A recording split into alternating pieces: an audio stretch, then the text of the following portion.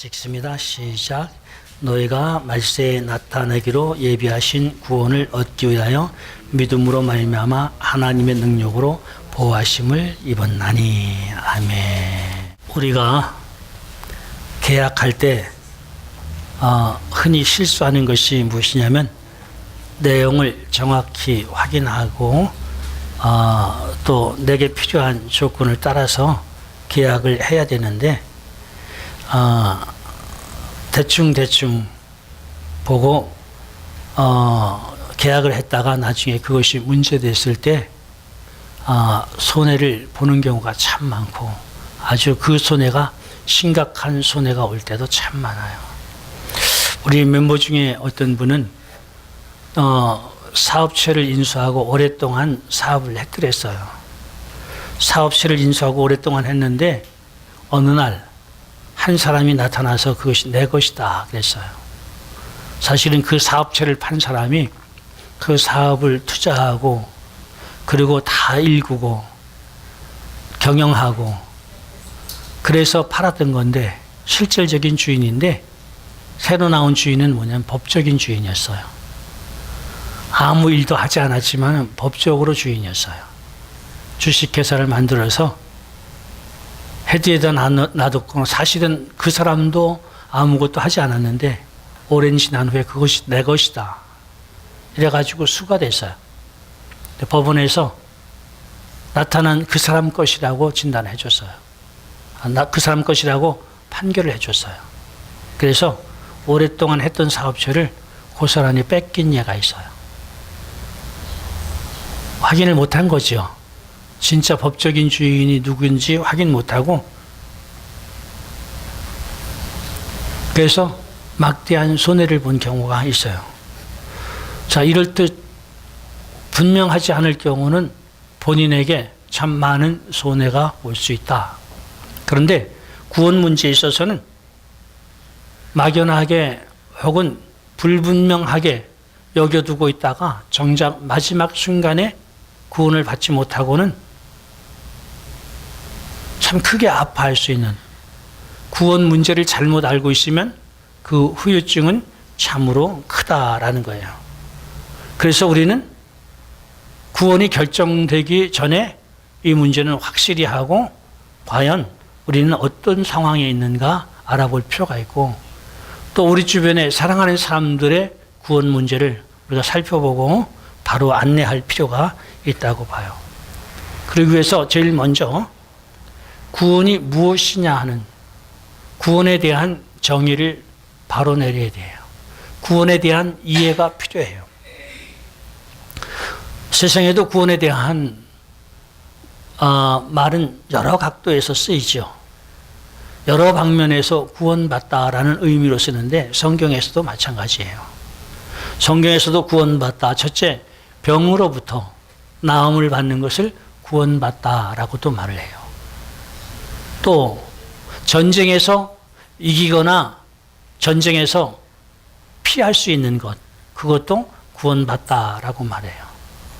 또 재해에서 제자들이 배를 타고 갈 때 풍랑을 만났고 물이 배에 들어왔을 때 예수님이 해결해 주신 것을 구원했다.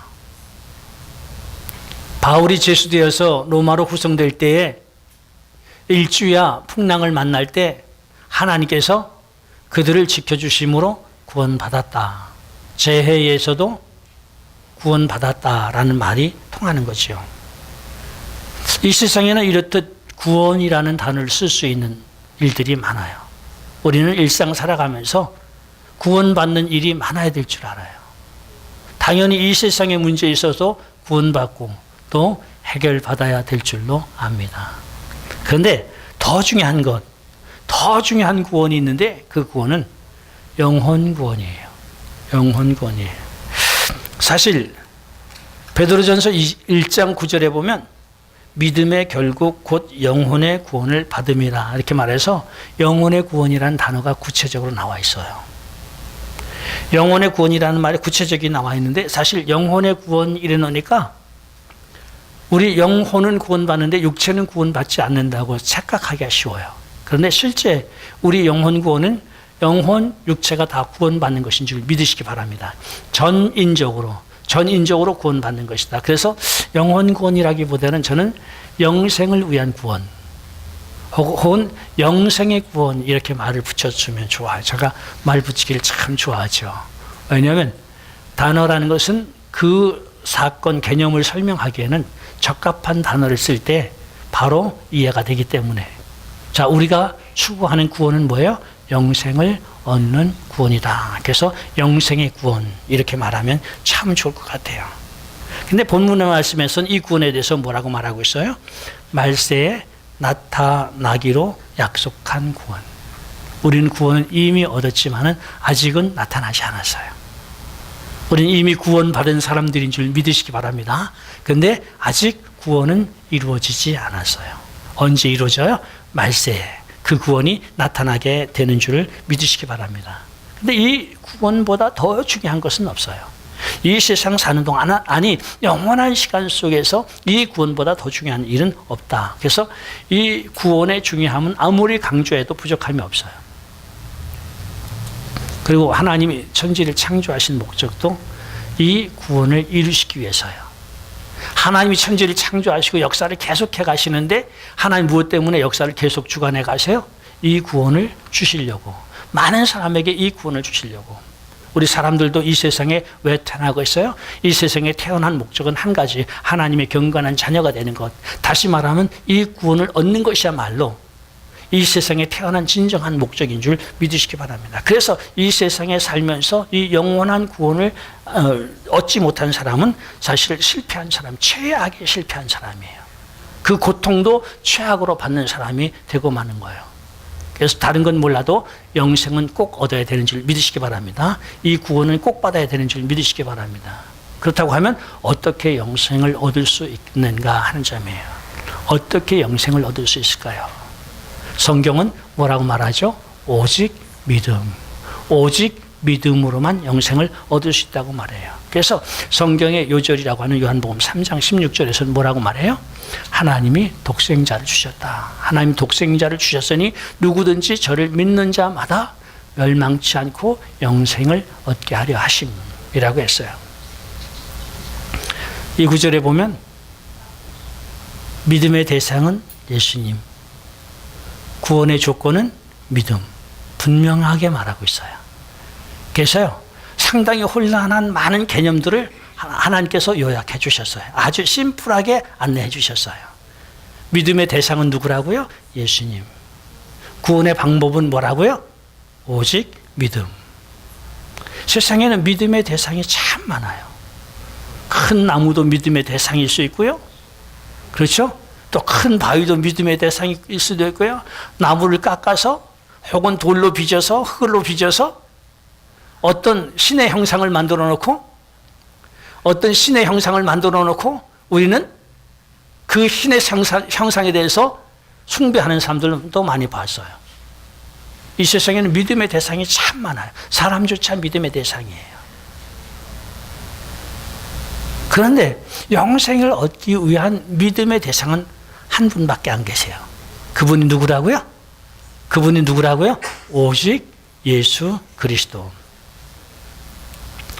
그리고 그 예수님을 믿는 믿음에, 예수님 외에는 구원을 얻을 믿음의 대상은 없다. 예수님 외에는 구원을 얻을 믿음의 대상은 없다. 그 다음에 구원을 얻는 방편은 오직 믿음이다. 자, 믿음이 구원을 얻는 유일한 방편이라고 할 때, 그럼 믿음에 대한 이해가 필요하다. 믿음이 무엇이냐? 믿음을 여러분은 무엇이라고 생각하세요? 이쯤에서 자기 나름대로 믿음에 대한 정의를 한번 해보는 것이 좋아요. 믿음은 막연한 생각으로 짐작하거나 혹은 가정하거나 이것이라고 여겨둬서는 안 되는 거예요. 확실히 성경에서 어떻게 말씀하시는지, 하나님 말씀하시는 믿음이 무엇인지 그것을 아는 것이 중요하다는 거예요. 왜? 그 믿음이 구원을 얻게 하는 것이니까. 그래서 먼저 믿음이 아닌 것에 대해서 말씀을 드리기 원해요. 믿음이 아닌 것. 첫째는 단순한 지적인 동의예요. 성경에서 말하는 믿음은 단순한 지적인 동의 이상의 것이에요. 단지 예수님을 아는 것, 그것이 믿음이 아니에요. 세상의 믿음은 그런 거예요. 어떤 상대방을 신뢰한다. 상대방에 대해서 어떤 좋은 마음의 상태, 지식적으로 뭔가 알고 인정하는 상태, 그것이 믿음이에요. 그 사람과 어떤 경험은 없어요. 이렇게 떨어져 있는 상태에서 알고 그리고 신뢰하는 것, 그게 믿음이에요. 근데 그 개념이 교회까지 들어온 거예요. 그래서 믿음은 무엇이냐? 예수님은 저기 있는데 예수님을 알고 예수님을 신뢰하고 그것을 믿음이라고 말해요. 그것보다 더 깊은 것이 믿음이다라는 거예요. 배워서 예수님이 누군지 알 수 있어요. 아, 예수님은 그리스도구나. 예수님은 하나님의 독생자구나. 예수님은 주님이시구나. 알 수 있어요. 그 지식을 그렇게 아는 것을 믿음이라 말할 수 없다는 거죠. 그래서 어떤 사람들은 성경을 읽던 중에 예수님이 누군지 깨달아지는 순간이 구원받았대요. 성경을 읽는 도중 예수님이 누구신지 깨달아지는 순간 구원을 받았다고 말하는데 그 사람들이 구원파예요.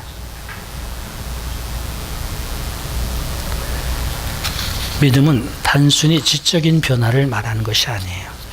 지식의 변화, 사상의 변화를 말하는 것이 아니라 그것도 필요하지만 그보다 더 깊은 단계에 들어가는 것이 믿음이에요.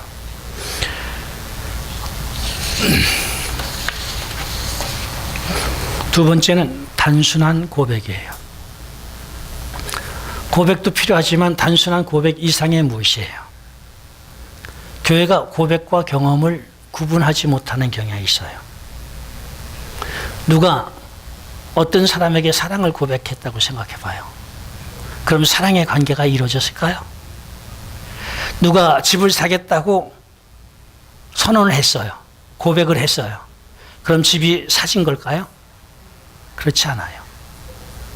중요한 것은 고백을 받은 상대방이 어떤 반응을 보이느냐에 따라서 계약은 성립될 수도 있고 성립되지 않을 수도 있고, 사랑을 고백했다고 해서 다 사랑의 관계가 되어지는 것이 아니라 나는 당신과 교제할 수 없어. 나는 당신을 사랑할 수 없어. 절교를 선언하면 더 이상 사랑의 관계는 되는 것이 아니에요. 문제는 고백을 받은 사람이 어떤 반응을 보이느냐가 중요하죠. 내가 당신 집을 사기를 원합니다라고 오퍼를 넣었을 때 그 집주인이 나는 집을 팔지 않겠습니다. 혹은 나는 당신에게 집을 팔지 않겠습니다. 그러면 거래는 끝나는 거예요. 자기가 사고 싶다고 선언했다고 집이 사시는 것이 아니에요. 그렇죠? 그러면 신앙 고백은 누가 받으시는 거예요? 신앙 고백은 예수님이 받으시는 거예요. 예수님이 받으셔서 그 고백을 합당하게 받으실 때 그 사람의 신앙 고백은 인정이 되는 것인 줄 믿으시기 바랍니다. 그때 구원이 이루어지는 거예요. 근데 고백은 했는데 예수님 받아들이지 않으세요. 그럼 구원이 이루어졌을까요? 못 이루어졌을까요?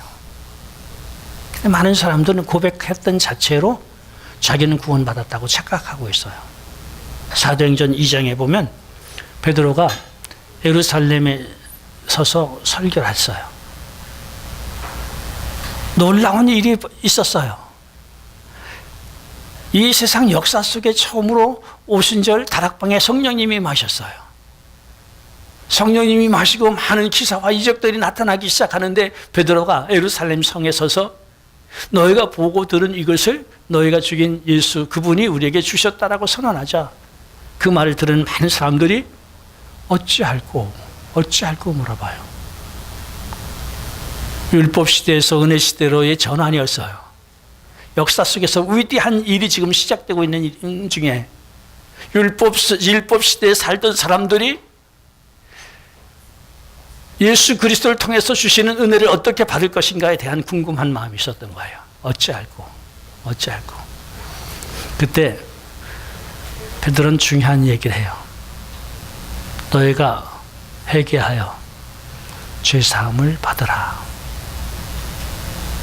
포인트는 회개하고 죄사함을 받는 일이었어요. 그러면 은혜 속에 들어갈 수 있는 거예요. 구원을 받을 수 있었던 거예요. 그런데 베드로는 거기서 끝나지 않고 한마디를 더해요. 그리하면 성령을 선물로 받으리니. 그리하면 성령을 선물로 받으리니. 그래요. 회개는 내가 하는 거예요. 그런데 죄사함은 누가 주시는 거예요? 죄사함은 하나님이 주시는 거예요. 그럼 내 회개가 되었는지 되지 않았는지는 누가 결정해요? 하나님이 결정하시는 거예요. 내가 죄를 고백했기 때문에 100% 내 죄는 용서된 것이다. 여기 100사람이 죄를 고백했기 때문에 100사람의 죄는 다 용서된 것이다. 사함받은 것이다. 이렇게 말할 수 없다라는 거예요. 어떤 사람은 사함받을 수 있고 어떤 사람은 사함받을 수 없어요. 그런데 사함받은 사람은 어떻게 알며 사함받지 못한 사람은 어떻게 아느냐라는 거예요. 사함받은 사람은 선물로 성령을 주신 사람, 성령을 받은 사람은 사함받은 사람이에요. 성령을 못 받은 사람은 아직 사함을 받지 못한 사람이에요. 그러니까 단순히 고백했다고 해서 내가 구원받았다, 단순히 고백했다고 해서 이것이 구원받는 믿음이라고 말하면 그것은 잘못 진단했다라는 것이죠. 그래서 단순히 고백한 이상이 믿음이다. 그러면 올바른 믿음은 무엇인지를 생각해 볼 필요가 있어요. 올바른 믿음은 성령으로 거듭난 것이에요. 이것은 확실하고 구체적인 개인적인 체험이에요. 누가 체험해야 돼요? 내가 확실히 구체적으로 성령님을 받는, 성령님이 임하시는 체험이 있어야 돼요. 성경은 분명히 말하고 있어요. 요한복음 3장이에요. 성령으로 거듭나지 아니하면 하나님 나라를 갈 수 없다라고 했어요. 이건 지식이 아니에요. 단순한 고백이 아니에요. 더 깊은 거예요. 그보다 더 깊은 어떤 체험이고 어떤 사건을 말하고 있는 거예요. 거듭나야 구원받는다는 말은 현대교회나 목회자들 또 가르치는 스승들은 거부하지 않으리라고 생각해요. 이 일을 제기할 수 없다고 믿어요. 카톨릭은 빼고요. 카톨릭은 믿음으로도 구원받지만 행위로도 구원받는다고 주장합니다. 절대 성경적이지 않아요. 행위로는 구원받을 수 없어요.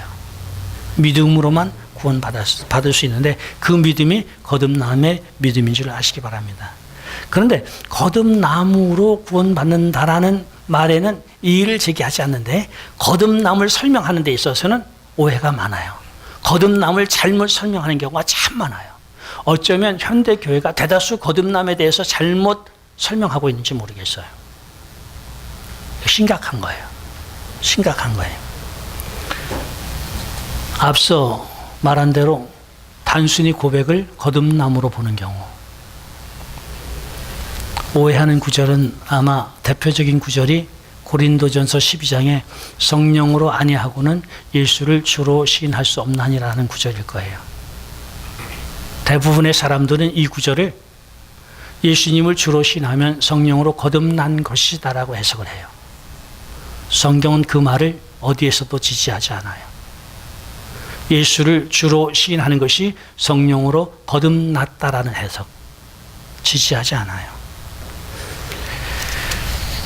그 성경은 분명히 맞아요. 예수님을 주로 시인하는 그 사건의 뒤에는 성령님의 역사가 있는 거예요. 성령님이 역사하지 않으시면 예수님을 주라 시인할 수 없어요. 왜 그것이 사실인 줄 알아요? 성경에 그렇게 되어 있으니까. 성령으로 아니하고는 예수를 주로 시인할 수 없다고 했으니까 예수를 주로 시인하는 것은 성령님의 역사 맞아요. 그런데 그것을 다 성령 세례, 즉 거듭남의 성령의 역사로 보면 안 된다라는 거죠. 성령으로 거듭나기 전에도 성령의 역사는 있어요. 그런 역사만으로도 얼마든지 예수님을 주로 시인할 수 있어요. 교회로 인도되는 것도 성령님의 역사예요. 복음을 듣는 것도 성령님의 역사예요. 복음을 들으면서 깨달아지는 것도 성령님의 역사예요. 그래서 깨달아진 결과 예수님 내 주님이십니다. 예수님 내 구주십니다라고 고백하는 것도 성령님의 역사예요. 그런데 아직 거듭나진 않았어요. 영접하지 않았거든요. 고로 예수님, 내가 예수님을 나의 주님으로, 나의 구주로 영접합니다. 그때 예수님이 내 안에 오시는 거예요. 성령님의 역사가 그동안 많이 있었잖아요. 그것은 외적인 성령님의 역사인 거예요. 내면적인 성령님의 역사가 아니라 외적인 성령님의 역사인 거예요. 그래서 누구든지 신앙 고백의 가장 첫 번째, 주님을 영접하기 위해 첫 번째, 예수님은 주님이십니다, 구주십니다라는 고백은 외적인 성령의 역사예요. 성령으로 거듭난 것이 아니라 성령의 인도로 예수님을 주로 신할 수 있는 거예요. 거듭남은 예수님을 내가 영접했을 때 내 안에 예수님이 오신 상태를 말해요. 그리고 내가 예수님 오실 때 내 안에 오시는 예수님은 영으로서의 예수님이에요. 영으로서의 예수님이기 때문에 거룩한 영 성령님이라고 말하는 줄 믿으시기 바랍니다. 그래서 이 성령에 대해서 예수님은 제자들에게 뭐라고 말씀하셨냐면 내가 실상을 말하노니 이렇게 말씀하시면서 정말 중요한 것을 말씀하시겠다고 한 거예요. 그러면서 이렇게 말씀하신 거예요. 지금은 너희와 함께 하시나. 뭐라고 하셨어요? 지금은 성령님이 너희와 함께 하시나. 장차는 너희 안에 거하실 것이며. 요한복음 14장에 이렇게 말하고 있어요. 지금 성령님이 아직 오순절이 오기 전이었기 때문에 아직은 성령님이 인격적으로 안에 거듭남으로 오시는 성령님으로 역사하지 않으셨어요. 근데 그 성령님이 이미 계셨어요. 이미 계셨는데 제자들과는 함께 계셨어요. 근데 장차는 그 밖에 계신 그 성령님이 안에 들어오시겠다라는 거예요. 그래서 지금 성령님이 너희와 함께 계시나라는 용어로는 with라는 용어를 써요. 장차는 너희 안에 거하실 것이다 라고 하는 용어는 indwell, 같은 용어로 within이라는 거예요. 각기 다른 용어를 써요. 그래서 얼마든지 성령님이 with 하는 상태에서도 예수님을 주로 시인할 수 있다.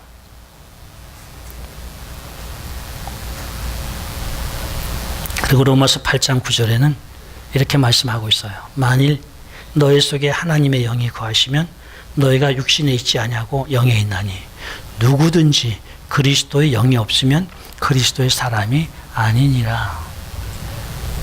성경에서 구원받은 사람에 대해서 분명하게 정의하고 있어요. 구원받을 사람의 자격은 뭐예요? 그리스도의 영, 성령이 있는 사람, 거듭난 사람이라고 분명히 말하고 있어요. 그래서 우리는 구원 문제에 있어서, 구원받는 믿음의 문제에 있어서 분명히 설명할 수 있어야 돼요. 무슨 믿음이라고요? 성령으로 거듭난 믿음인 줄 아시기 바랍니다. 이렇게 말하면 또 궁금증이 생겼어요. 그렇다면 어떻게 성령 받는 것을, 어떻게 성령으로 거듭나나, 어떻게 성령 받을 수 있는가 하는 점이고, 두 번째는 과연 그러면 내 안에 성령님이 계신지 안 계신지 어떻게 아느냐라는 거예요. 먼저 어떻게 성령으로 거듭나는가 하는 문제를 좀 다뤄보고 싶어요. 여러분, 성경은 그렇게 어려운 책이 아니에요. 진리는 어렵지 않아요. 밝음 속에 있는 논리들은요 아주 심플해요. 이해가 아주 쉬워요. 그래서 아주 복잡하게 나가면 뭔가 이게 힘든 거다 혹은 어둠에 속했다라고 보면 돼요. 이렇게 우리가 분명한데 그 이유는 밝은 해가 있기 때문이에요. 해가 오고 완전히 칠흑같이 어두우면 지금 우리는 굉장히 헤매게 될 거예요. 여러분, 하나님은 빛으로 우리에게 계시기 때문에 그 진리는 아주 쉽게 드러나는 줄 믿으시기 바랍니다. 그래서요, 어떻게 성령을 받느냐 어려운 문제가 아니에요. 우리가 믿음의 대상은 누구라고 했어요? 믿음의 대상은 오직 예수님 한 분이라고 했어요. 그럼 우리가 성령으로 거듭날 때 우리는 예수님을 내 주님으로, 내 구주로 예수님을 영접하는 거예요. 정말 진심으로 예수님을 내가 내 주님으로 구주로 영접했을 때 그분이 내 안에 들어온 상태. 그분이 내 안에 들어온 상태를 성령으로 거듭났다라고 말하는 거예요. 다른 길은 없어요. 유일한 길이 예수님을 주님으로 구주로 영접하는 것인 줄 믿으시기 바랍니다. 여기서 조심할 것은 내가 영접 기도를 했어요. 영접 기도를 했다고 무조건 내가 거듭났다고 여기지 말라는 거예요. 내가 영접 기도를 했다고. 영접 기도한 후에 과연 내 속에 성령님이 계신가 계시지 아니한가 너 스스로 진단하라고. 그것을 알라고. 그래서 내 안에 성령님이 와 계신 것을 보아서 아하, 내가 구원받았구나. 구원의 확신을 알게 되는 줄 믿으시기 바랍니다. 그렇다면 성령님이 내 안에 계신 것을 어떻게 아느냐? 이 부분까지는 오늘 설교에서 다 다루지 못할 것 같아요. 자기를 진단하기 원하시는 분은 저나 우리 교육자들을 만나 주시다. 잘 진단해 드릴 거예요. 그런데 분명히 성경엔 뭐라고 말하냐면 네가 믿음에 있는가 너의 자신을 시험하고 확증하라 되어 있어요. 내가 구원받는 사람인지 아닌지, 진짜 믿음을 갖고 있는지 안 갖고 있는지 내 자신을 시험하고 확증할 수 있다. 그러면서 성경은 계속해서 말해요. 내 안에 그리스도가 계신 줄 알지 못하느냐. 확증하는 방법이 뭐라고요? 내 안에 그리스도가 계시다라는 거예요. 내 안에 오신 그리스도 누구라고요? 영으로서의 그리스도, 거룩한 영, 성령님이에요. 그래서 성령님 내 안에 오시면 본인은 알게 되는 줄 믿으시기 바랍니다. 그리고 성경은 계속 말해요. 그렇지 아니하면 너희는 버리온 자니라. 심각해요. 지식만 가지고 구원받았다고 착각하는 사람, 입술만, 마음이 움직여지지 않는 입술로만 예수님을 고백하고는, 신앙 고백하고는 구원받았다고 착각하는 사람, 정확하게 자기의 믿음이 구원받는 믿음인지 점검해야 될 줄 압니다. 결론을 말씀드려요. 오늘 정말 우리에게 있어서는 가장 중요한 주제로 다뤘어요. 구원은 무엇보다 중요해요. 구원보다 더 중요한 것은 없어요. 없어요. 영원한 시간 속에 이것보다 더 중요한 것은 없어요. 천만금을 얻으면 뭐래요? 지옥대에 갈 때.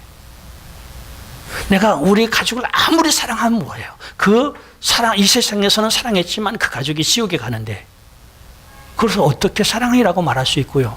그 아픔, 그 고통, 그 괴로움을 어떻게 표현할 수 있겠어요?